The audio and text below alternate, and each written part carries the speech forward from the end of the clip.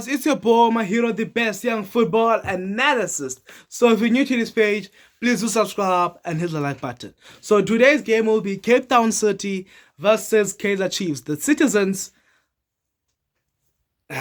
what do they, they clap. The Citizens versus Amakhosi. So, some of you guys may know, some of you guys may not know.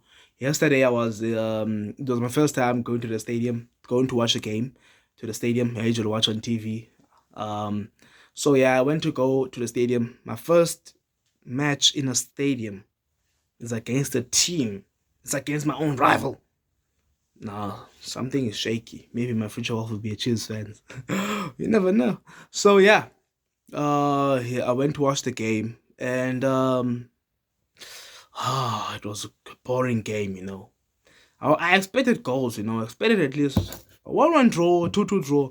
At least a draw that has got goals. Not a draw that is a goalless draw. Goalless draw, like, there are goalless draws they are very a competitive game, you know. Every time your eyebrows are very high because each and every time maybe a player misses 1-on-1, you find that there were penalties, there were whatever.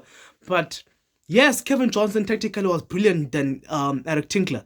But the game itself, you know, you were kind of confused. What is Kevin Johnson trying to do? What is Coach Eric Tinkler trying to do? Yes, when the game goes on, now you start to see what is Coach Kevin trying to do. But now you start to be confused about what this type of play Kaizer Chiefs is playing. Because, before being honest, Kaizer Chiefs should have won that game.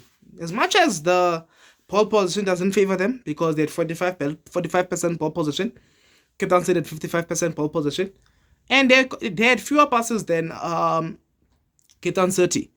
They had Chiefs had 366 passes, as Cape Town City had 427 passes. But that doesn't summarize the game. Those stats. Both teams had 12 shots. 12 shots. 3, I'm not sure. Yes, 12. 3 were on target for Cape Town City, 2 were on target for Chiefs. But does that sum up the game? No. Does this ball position of Cape Town City having more ball position than Chiefs sum up the game? No. Who won the midfield actually? The midfield battle was won by Kaizer Chiefs. It was won by Stebe, because Mtetwa was out of the game. Later in the second half, when the game was like 10 or 20 minutes about to end, that's where you saw Mtetwa at his best. We know Mtetwa is at his best. We all know Mtetwa at his best. Mtetwa at his best, he is good at winning the ball, using his physique. But the reason Chiefs won the midfield battle because we were more physical than Cape Town City. You look at the midfield of Cape Town City: Makwana, Nodata, Petrusi. Petrusi, good player, won man of the match in his first game. But when you look at Nodata, man, he was even replaced by, I think he was replaced by Slacher. I call him Slacher because if I remember very well, when he was signed, he was Tamakwalas. So yeah, we call him Slacher. So, you know, Dada was off. He was off. He was out of the game. You've got Makwane and Petrus, Petrus is being put as a 10 in that game. You've got Makwane and Petrus. Makwane is number 6 of Cape Town City. The problem is that now Cape Town City don't have a defensive midfielder. Makwane is enrolled to play as a defensive midfielder, but he's not a good defensive midfielder. You know, he's trying. He's not good. Because I was watching how he opens up play and tries to collect the ball. He's even struggling. The best player for Cape Town City besides Petrusi was Cupido. Keanu Cupido. That player is very underrated. He's very underrated. I've spoken about him before, saying that Keanu Cupido deserves to be in the squad. He's way better than Sianda Kulu. Way a mile distance better than Sianda Kulu, Keanu Cupido. Keanu Cupido is a ball-playing center back. At most times, 9 out of 10, he wins his tackles, which is 90%, that one. And he's very tall, wins his aerial balls, even against Dupree's first half. I don't know what was Coach Kevin doing with Dupree. You cannot do that, but I'll attend it. Kenny Cupido was winning his duel against Ashley Dupree. He shut down Ashley Dupree on the left hand side. Ashley Dupree was not even trying on the left hand side. I had a close view. Ashley Dupree wasn't trying. He was trying. We know Ashley Dupree. He would try to get the ball behind you and run. But Kenny Cupido wasn't even trying to make sure the ball gets behind him. Every time when the ball comes, he shuts Esol to put it down. So that's how a defender plays. But we all know that Cape Town City were playing a back three. Why were Cape Town City playing a back three? Mkhize, Godino, and Cupido. Cape Town City were playing a back three because of the pace that Chiefs possess. You can see the approach of Chiefs. I think they were playing a 4-3-3, which is Mthethwa, and Mstebe and Shabalala. So in the front three, it was du Preez, Duba, and Pulemoti. You've got 3 players who are fast, so you would need 3 players that will be able to track these players. So Mkhize, you've seen Mkhize wasn't overlapping, because most times when Cape Town City played this back three, you would see Mkhize overlapping. No, that means the goal of Tingler was to manage the pace of Chiefs. They were able to manage Duba and du Preez, but they couldn't manage Pulemoti. Pulemoti was on. He was on fire in this game. One of the reasons Chiefs didn't win this game is because the subs that Coach Kevin made. Coach Kevin made poor subs. He took out Pulemoti and Shabalala. Those 2 players, he was not supposed to take them off, and he put in Solomons for Pulemoti. He didn't put in Solomons for Pulemoti. He put in Solomons for Duba. I don't know who he put in for Pulemoti. I'm not quite sure, but he was not supposed to take out Pulemoti. But for Shabalala, he put in Tatsane. You should have kept those players because of imagine. You're changing your whole front line from attacking midfielder to the front three. Duba got out, du Preez got out, Pulemoti got out, Shabalala got out. How are you going to win the game? Tell me. If you're making those kind of subs, taking all of your attacking team, taking your engine of the game, which is Pulemoti, taking someone who's winning the ball, winning possession for you in the midfield, which is Shabalala. Shabalala was a hard worker in this game. He was pressing in the midfield. Tebe was very good in a physical. He was very physical in the midfield. As for Shabalala, he was pressing in and out, winning the ball for the team, making those clean tackles within the midfield. And he was a good assistant player when Chiefs are on the counter attack. We all know how dangerous Chiefs are on the counter attack. The problem with Chiefs, the reason they lost ball possession, we are having to win the ball. They wanted to drop, and when they dropped, they wanted to use their tactic, which is to use du Preez. But the problem is that now they have put in Duba central. Duba was way off. Duba was not supposed to start the second half. Duba was supposed to come out. My advice was to put du Preez centrally and put Christian Seil. Why Christian Seil? Christian Seil is a strong player, a tall player, a fast player, so he's gonna be able to deal with Cupido. Du Preez is a short player, but a fast player, but he's not strong. So Cupido was much easier for him to shut him down. If you're not going to let du Preez go behind you, you've already shut him down. Because du Preez is not fast, he's not skillful. He's just 1-2 out. That's the kind of player du Preez. That's how I like him. And if he has got support, he'll pass the ball back and run. You see? And in this case, du Preez didn't even have support. You are supposed to have support from Shabalala as an attacking midfielder. But we all know Shabalala is still a young stage. He doesn't know that he's supposed to support. Because I feel like this was supposed to be Shabalala. This was supposed to be Cupido. Du Preez. Shabalala was supposed to stand here, so that when du Preez receives the ball, he passes it back to Shabalala, then du Preez runs, then Shabalala puts in for du Preez, which was gonna make it much easier for du Preez. But the problem is that it started when you put du Preez on the wide option. Yeah, sometimes you can put du Preez wide, but I believe in situations like this, in a game like this, where you know that the midfield of City is not very physical, but the defense of City, they've got top players, they've got strong players who are very physical. So obviously you're not supposed to put du Preez on that phase, because du Preez is not even strong. You're supposed to put du Preez centrally. If you notice, when du Preez was making those runs against Godino, there was a chance du Preez almost had 1v1 against Darren Kitt, but I don't know what he did there. He was trying maybe to kick the ball a little so he can go behind the goalkeeper, which he messed it up. When Godino made that, we all know Godino is not good defensively. He used to be good defensively back in his time at Chiefs. That's the last time I saw him as in his prime. Godino as a good player. So I feel like du Preez should have played there. Then Duba was supposed to be the one who's gonna try to duel with Keanu Cupido. So bad formation from Coach Kevin. The tactic was good, the approach was good, but the formation, it was bad. The formation was bad. The midfield was good. You've got Matt and Castillo, who are out on suspension. So obviously, you have to put your last options, which is Ntelo Stebe. And I said it to the stadium, to the people, that the reason Stebe is performing like this, he might not get another chance. So he has something to prove. And surely he will play next game. Maybe it might be Stebe, Mod, and maybe Shabalala in the midfield next game for Chiefs. But the problem with Chiefs is the formation. In this game, it was the formation. As Coach Kevin said, they should have won the game. The game was given to them. Kaizer Chiefs should have won this game. Yes, they had 2 shots on target and 12 shots. But if you look at those 12 shots, they were supposed to be, there were good chances that were created, those 12 shots. They were supposed to go on target. But I don't know what was Chiefs doing. I don't know what was Chiefs doing in this game. Like, honestly. And one of my problems is that they take out Duba and put in Solomons. That's my problem. You should have taken out Duba and put in Sale, and take out Kwinika and put in Solomons. Now the Chiefs fans will say, you palm, man. Why you take out Kwinika, but Kwinika was performing? Let me tell you something.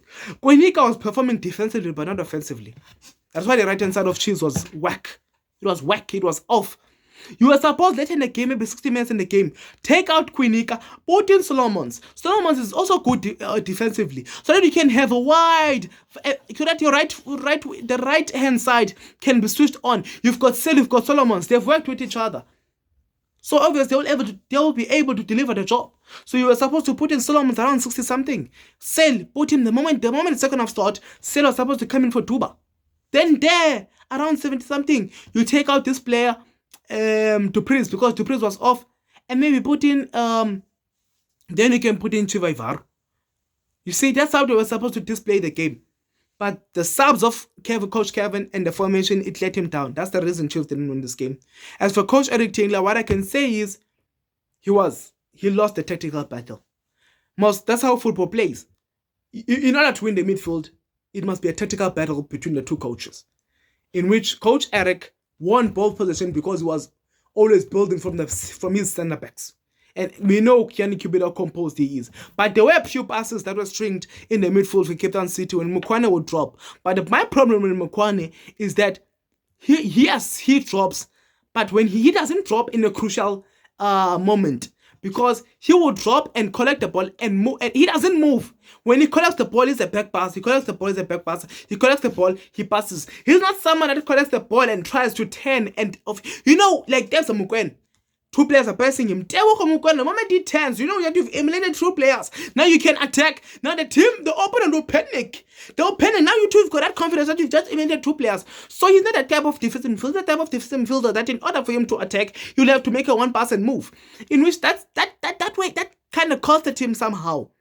It doesn't make you a better player, and doesn't make the team a better team in the midfield. It doesn't. I don't know why Cape Town City let Mukeko go. I don't know why. But in order for Cape Town City to improve, they will need a new defensive midfielder. There's Thabang Monar. Not getting game time in Pirates, but he's available. Obviously, Makaula, when he's okay, he will play. There are a lot of defensive midfielders, but the most suitable defensive midfielder I would recommend for Cape Town City is JC Don from SuperSport United. I won't say why, but JC Don from SuperSport United, I think he doesn't deserve what he's getting from SuperSport, the treatment he's getting from SuperSport. He's a talented young player. Once made it to the squad during Hugo Broos build-up. JC Don deserves much better, and he knows it himself. JC Don, you would fit well at Cape Town City because the way you play, it's outstanding. So, one of the few chances that Chiefs, they were supposed to score. They were supposed to score. It's when the Duba's chance. That's why I say Duba should have been taken out the moment the second half started. He's undecisive, first of all.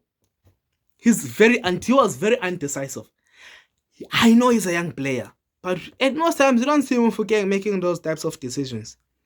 So Stebe was really on form. He was able to chip the ball behind the defense.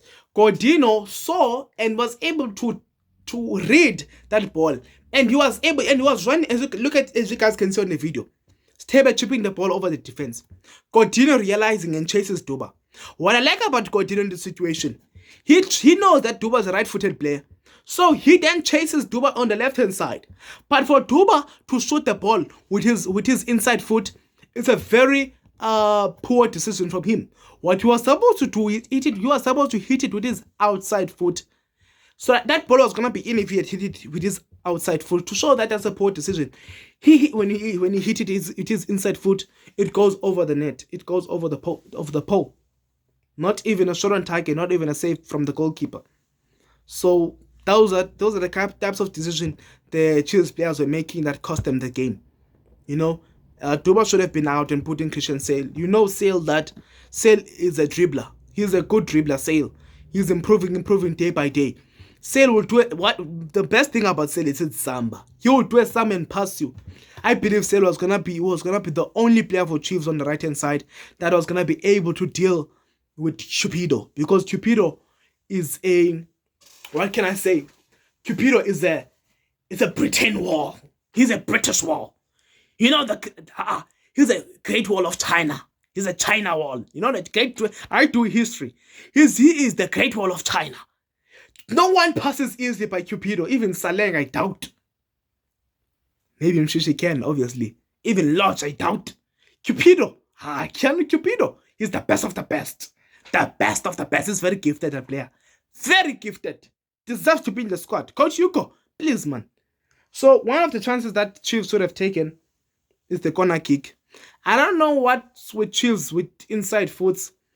It was a corner that was taken, and it landed on Stebe. A good gifted opportunity, and hit it with his inside foot. Like, why? Why you hit it with your inside foot? Hit it with your outside foot. I don't know what Coach Kevin needs to teach you guys. If you guys are kids, no man, here's a cheese. The fans came out from in Cape Town. The fans came out to come support a draw. I know as a Pirates fan we lost against Sekhukhune, and not to talk too much, but the only thing we can have pride of is that we are pushing for on the lock. But hey, Sekhukhune, Stellenbosch have got a game in hand. They might go to the catch-up of the Stellenbosch, and they do deserve. They do deserve to go to the CAF Champions League. I mean, let's go to the CAF Confed and win it. I mean, yeah. So in overall, as I've said, Chiefs should have won the game. The approach of coach, you've got 4 players, which is Kwenika, Simango, Dove, and Shanti. If you notice 4 of these players, yes, Dove was a crucial player for in the back. In the back, yes, Simango did very well. Led his team with good purpose, but Dove was something else in this game. He was the engine of Chiefs in the back.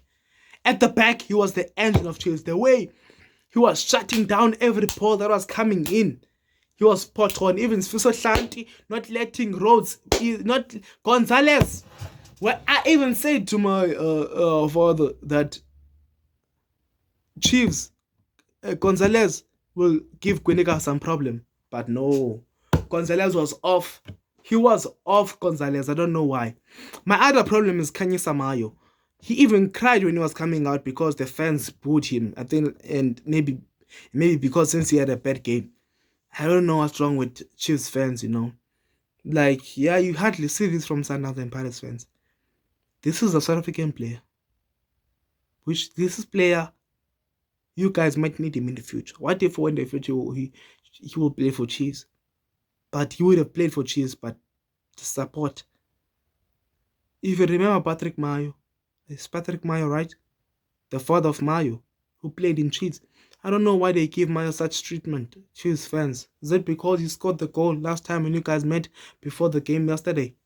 No, man, fans, Chiefs, you guys need to fix your discipline. You cannot boo a player like that. You cannot. Until he cries. Come on, guys, man. You can do better than that. You can do better. You guys are a bunch of, I don't want to say a bad word because I'm a youngster, but all I can say, Chiefs fans need to fix their discipline. They need to fix it. And for Chiefs is not, they're number 7, and I think they are proud of that. But what I can say is, Chiefs, if they're not careful, they might even drop out of top 8 if they're not careful. But I think they will make it to the top 8.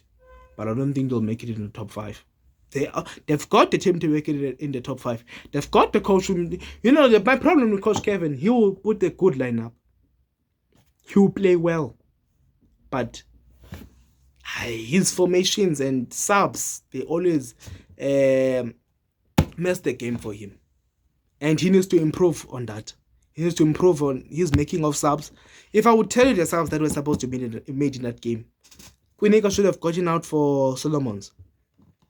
Mteto should have gotten out, put Tebe position 6 and put him Tanzan and play with 2 attacking midfielders and attack. Duba should have gotten out for sale and Chuvevara should have come in. 4 subs. You don't need to make 4 subs. That's all. And I believe those subs would have made a great impact for Chiefs. I believe Chiefs could, because Shabalala was already bossing the midfield. He was tackling people in the midfield, pressing on the midfield. So you don't need an 8. At the end of the day, you were playing without an 8. So you put Tebe 6. Yes, Mteto was good when the game was ending, but take him out and play with 2 10s, because Tebe was the better midfielder than Mteto, if we're being honest. But I want to talk about Petrus before the end of the video. Petrus, what I can say about Petrus, but before I get into Petrus, I am very happy what Coach Tingler did. He put in Slacher, he put in Heaven, he put in this youngster who wears number 54. When Mayo came out as this young boy who came in, I couldn't get his name. But I like how he's developing youngsters for Cape Town City.